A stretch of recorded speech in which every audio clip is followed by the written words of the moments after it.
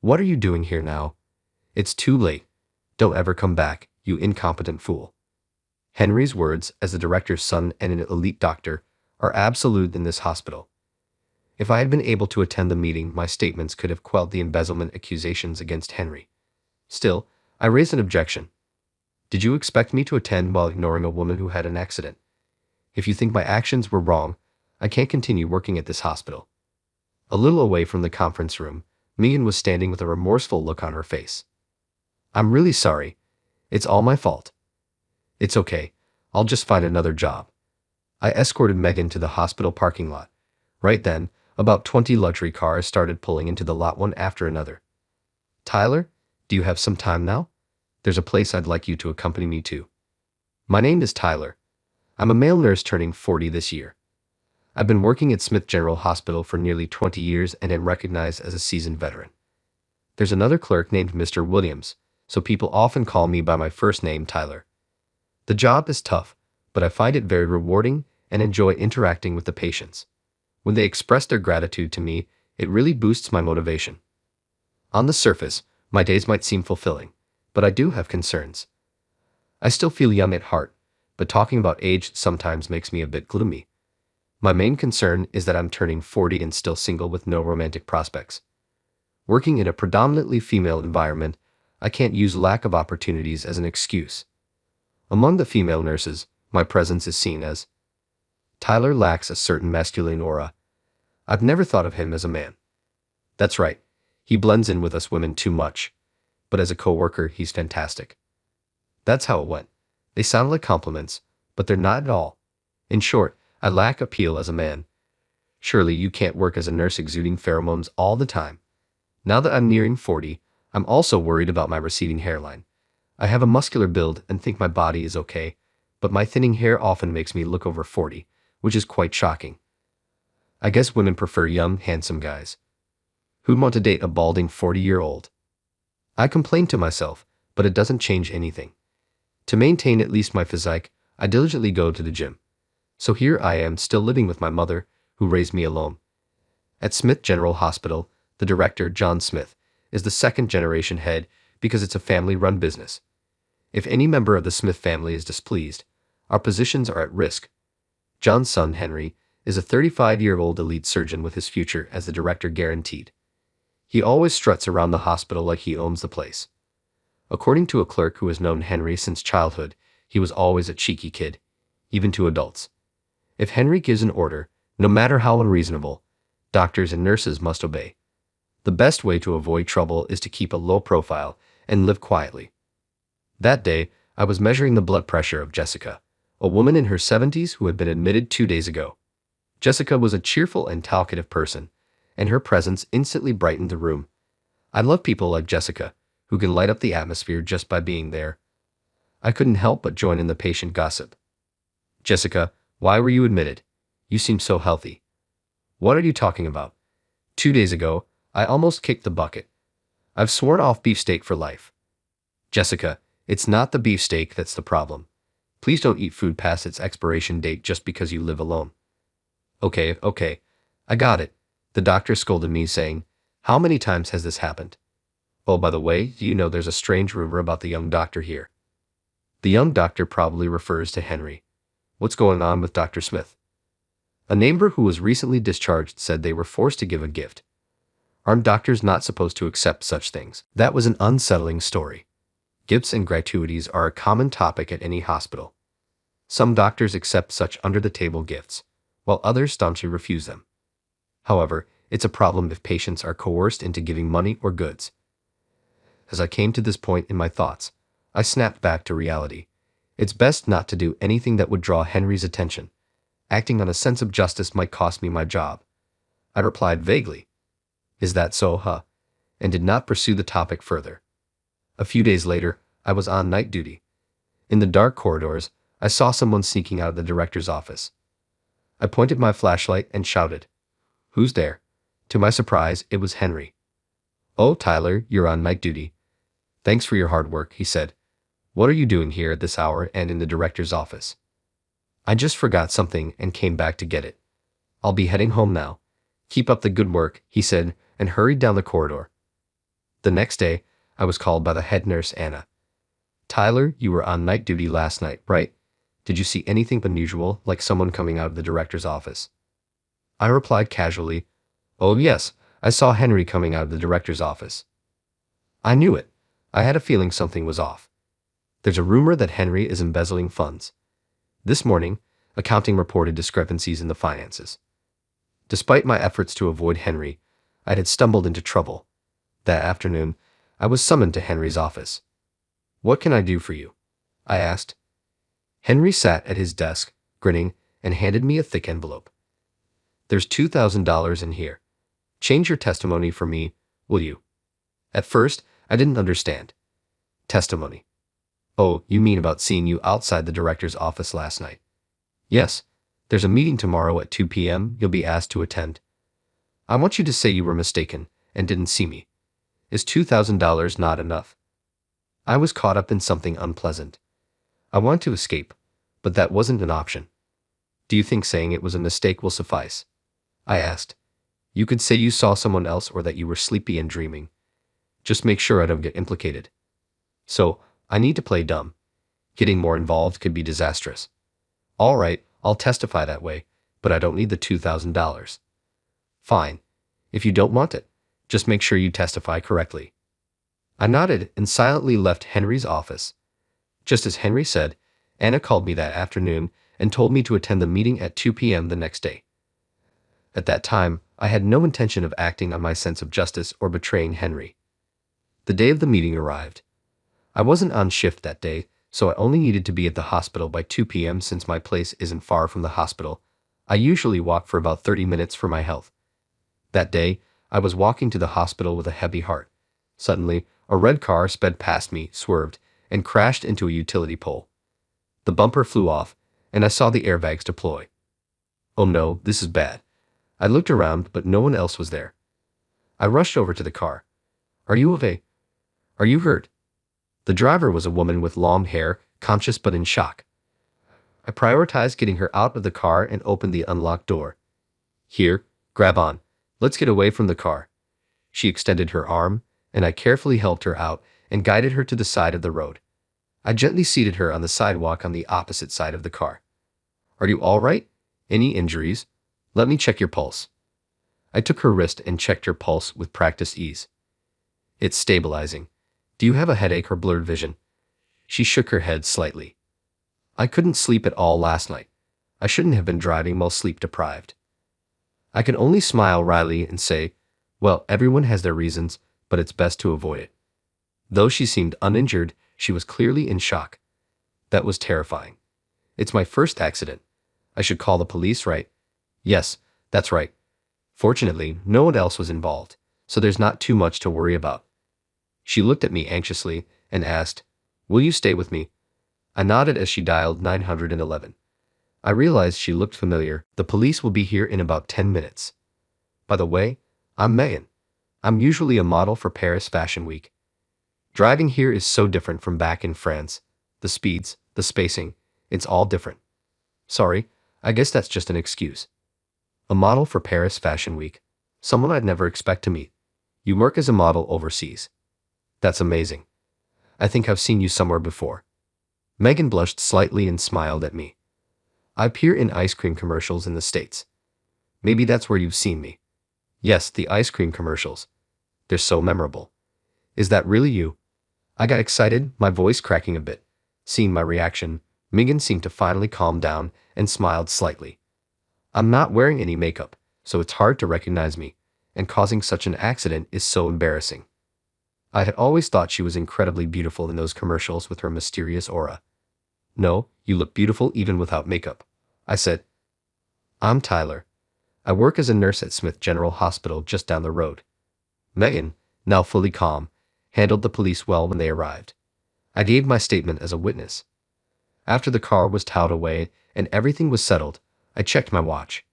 It was already 3:00 p.m. Looking at my phone, I saw multiple missed calls from Henry right up until just before 2:00 p.m. I hadn't noticed them because my phone was on silent mode. I hurriedly called back, but his phone was off. Still in the meeting. What should I do? Can I still make it to the meeting? I thought. I'm so sorry, you had an important meeting, didn't you? I'll testify that it wasn't your fault. Let's head to the hospital now, Megan said. I thanked her sincerely, and we hurried to the hospital. When we arrived, the conference room door opened, and the doctors started filing out.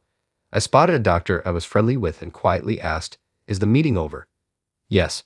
Without your testimony, Henry got a 3-month salary reduction. You could say he got off lightly. And you were fired for not attending the meeting," he replied. As I stood there in shock, Henry was the last to leave the conference room.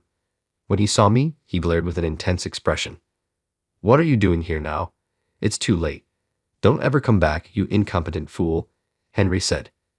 Henry's words, as the director's son and an elite doctor, were absolute in this hospital.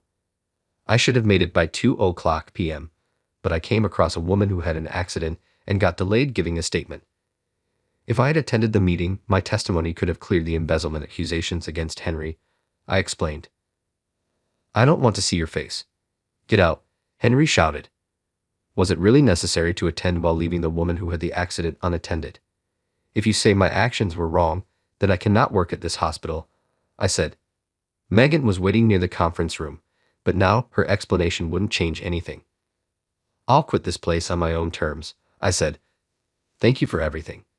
Then I turned and walked toward the exit. Outside the conference room, Megan stood with a regretful expression.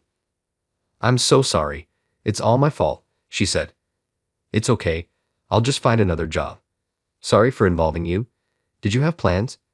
"Should I call a cab?" I asked. "No, I called someone to pick me up." "Tyler, could you walk with me to the parking lot?" she replied.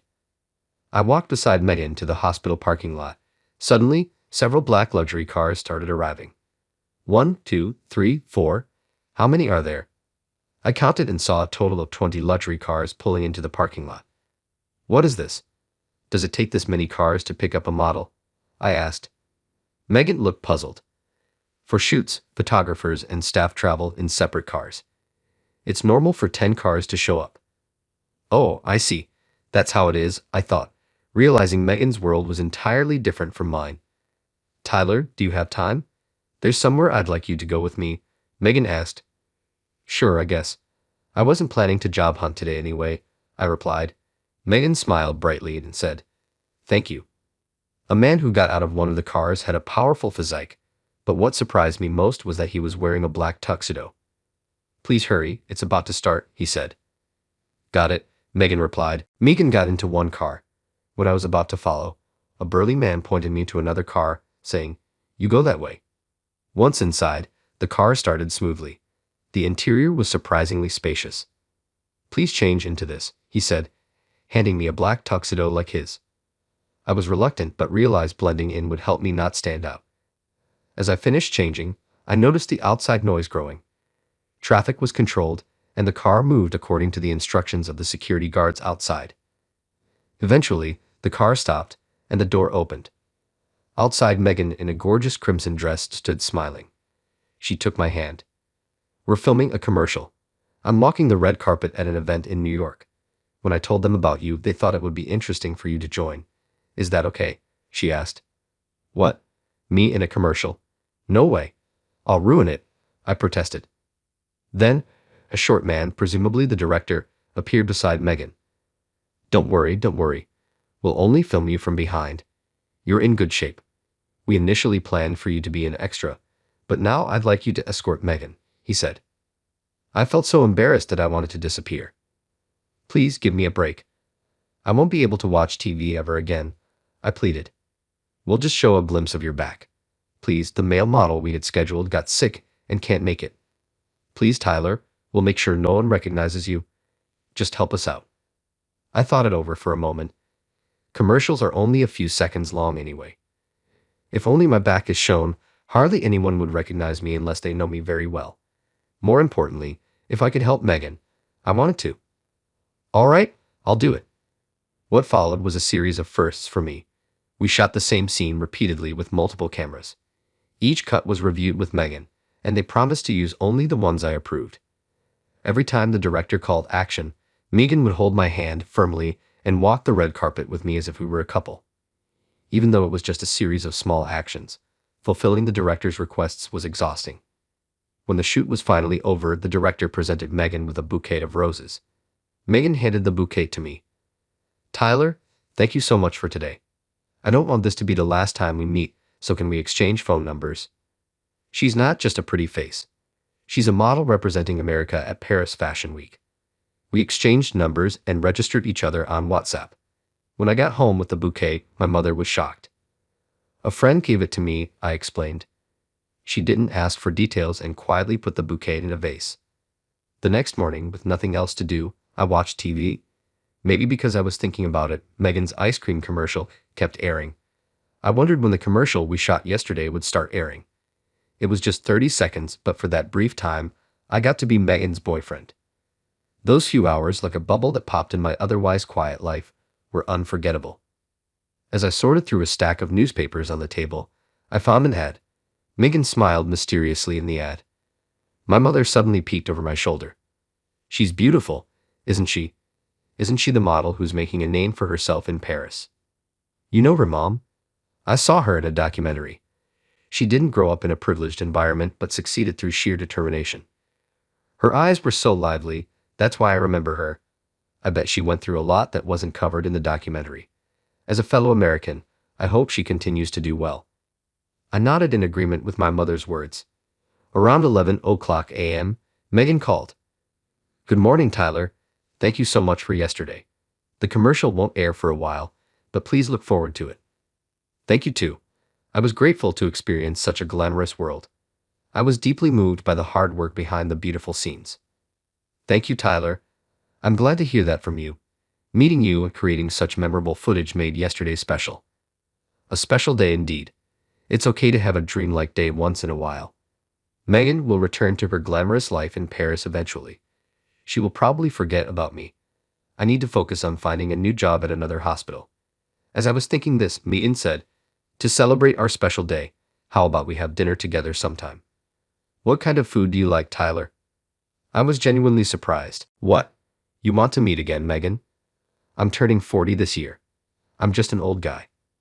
"Oh, that's a wonderful age. Aren't men in their 40s at their prime as a man? So, Tyler, are you going to turn down an invitation from a Paris Fashion Week model?" So, 3 nights later, I found myself having dinner with Megan at a high-end restaurant. That afternoon, I received a call from Henry on my phone. I thought about ignoring it but decided to answer, thinking it would be the last time. "When did you get to know Megan?" "My friend saw you with her during some shoot." It's true, the shoot had blocked off a major road downtown, and many onlookers had seen us. "Introduce me to Megan. I've been a fan of hers for a long time." I listened to Henry's ranting with a sense of detachment. Because of him, I lost my job. This was the perfect chance for some payback. "Oh, you're a fan. But I can't introduce you to her." "Why not?" "If it's about you getting fired, I'll talk to my dad and fix it. I don't think someone like you deserves a wonderful woman like Megan." "What the hell did you just say? Remember, I was the one who kept quiet about seeing you come out of the director's office that night. I know you're the one embezzling funds. I can't introduce someone like you to Megan." With that, I hung up. I felt incredibly satisfied. Now, what should I wear for my date in 3 days? I called a fashion-savvy friend for advice. He spent a day taking me to various boutiques, finding the perfect outfit for the date. "Finally, we need to fix your hair. Your wide forehead stands out. Let's talk to a stylist and make you a stylish gentleman." I usually just got quick haircuts at a barber shop, so I was hesitant about going to a trendy salon. But knowing I was going on a date with a Paris Fashion Week model, I endured it. You can't hide it, so let's go with a very short cut, close to a buzz cut. It won't make your forehead noticeable. Don't worry, I'll cut it just right. When I got home after the makeover, my mother didn't recognize me at first. The date 3 days later was a huge success. The food was exquisite, and Megan was all smiles. Wanting to thank her, I splurged on a famous grand pendant and gave it to her. Megan was thrilled. "Thank you, Tyler. This pendant is lovely. Could you put it on me?" Nervously, I went behind her and fastened the clasp. Her perfume made me dizzy. As we talked, I learned more about Megan's life. She preferred older men, but her relationships often didn't work out. All the men I like are usually already married. She often fell for men in their late 30s to 40s, leading to frequent heartbreak. At 40, I was her ideal age. When I first saw you, it felt like a prince had come to save me. I was both surprised and embarrassed. No woman had ever looked at me that way before. I'd like you to invite me out next time. Feeling like I was in a dream, we left the restaurant and walked through the night city, parting ways at a taxi stand. 4 days later, Megan called me. I'm planning to make America my base. I'll still go to Paris, but I'm giving up my apartment there. I want to be with you more. Don't sacrifice your career just to be with me. It's not right, Megan. To achieve my true dream, I need you. What's your true dream? I'm a 28-year-old woman. Do I have to spell it out? I was at a loss for words. Soon, rumors spread about Megan having a handsome bald boyfriend. I received several interview requests, surprising my mother and making me bolder. I began to realize that Megan was indeed my girlfriend. As we went on more dates, I discovered that Megan had a fairly down-to-earth side. On our first date, she said she still had her guard up and couldn't completely relax. Since I wasn't wealthy, we often had inexpensive dates like going for barbecue or visiting antique markets. When my birthday came, Megan gave me a gift, and I was able to accept it gratefully. The wrapping paper and box looked familiar. When I opened it, I found it was the same pendant with an M that I had given Megan, but this one had a T on it. Thank you, Megan. I'll treasure it. I have an idea. I'll give you my M pendant, and you give me your T. That way, we can always feel connected to each other. That's a great idea. Let's do that. It felt like a sacred ritual. Megan placed the M pendant around my neck, and I put the T pendant around hers. I was now accustomed to her perfume, and its pleasant scent remained the same. I wondered what our lives would be like by my next birthday. After being fired from Smith General Hospital, I found a job at a new clinic. It was Megan's regular clinic, frequented by many celebrities incognito. Soon, those celebrities began referring to me as Megan's boyfriend. I started working at a clinic with a luxurious atmosphere and beautifully clean interiors, and I could see myself becoming more refined. I also found the tasks I was entrusted with to be very rewarding. As for Smith General Hospital, I was able to hear about its current state from a former colleague who still works there. Henry continued his embezzling, causing headaches for the accounting department. I should follow Tyler's example and leave. That hospital has no future. It's big, but if something happens to the director, Henry will take over, and the hospital will quickly go downhill. Soon after, my colleague left for another hospital. Then Henry made a bigger mistake. A medical error. He accidentally instructed that the wrong medication be added to a city councilman's IV drip. The city councilman was in critical condition for a while. The blame quickly fell on Henry, causing a scandal. The councilman sued, and the hospital had to pay a hefty settlement, leading to its bankruptcy. The doctors and nurses who worked there were able to transfer safely to other hospitals, but no hospital was willing to hire Henry, who had committed a medical error. He now lives quietly in the same mansion as his father. A year later, Megan held a press conference with fashion magazine journalists to announce our marriage. Of course, I was her fiancé. Megan drew a portrait of me and showed it to the cameras. Most of the reporters already knew my face, and they laughed, saying it didn't look much like me. We had a small wedding in Hawaii, inviting only close friends and family. It was my mother's first trip on a plane, and I think it made her happy. Even though Megan is a top model, making our marriage somewhat of a mismatch, I am proud of who I am. I will continue to work hard, supporting Megan so she can enjoy her career to the fullest.